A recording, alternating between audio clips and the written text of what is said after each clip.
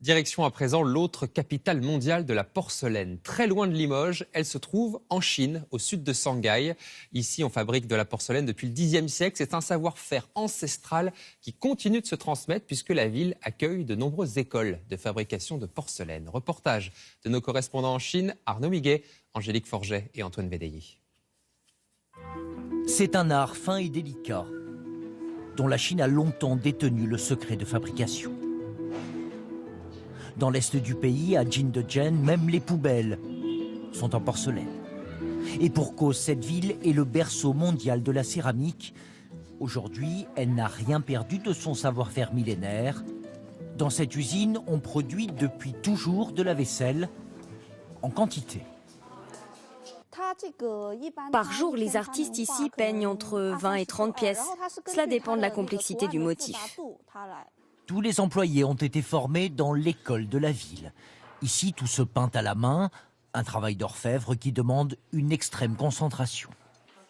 C'est un travail qui exige un environnement calme et silencieux. Une fois chauffée, cette peinture noire devient bleue. La porcelaine bleue et blanche, c'est précisément ce qui a fait la renommée de Jingdezhen. Apparu au XIVe siècle, il n'existerait plus que quelques centaines de pièces de collection dans le monde.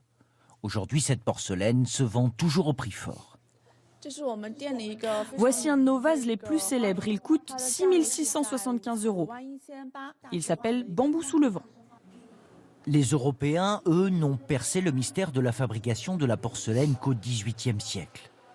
Jusqu'alors, les pièces qui inondaient le monde provenaient pratiquement toutes d'ici, avec cet adage comme marque de fabrique.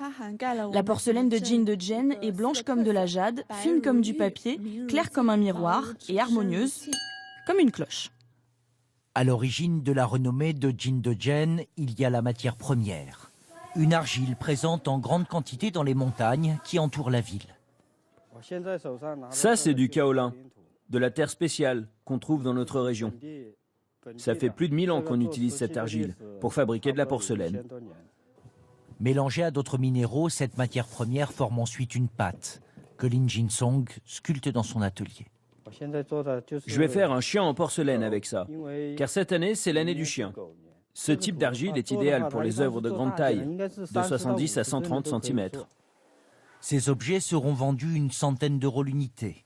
Mais d'abord, il faut les faire cuire dans des fours à 1320 degrés.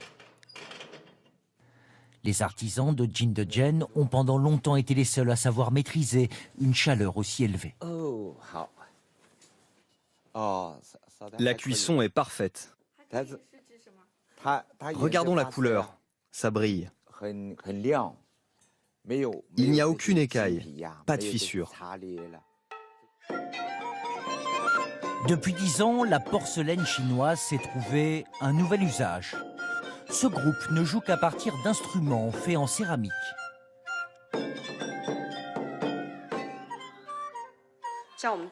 Par rapport à un instrument classique, il nécessite plus d'efforts, mais le son qui en sort est identique.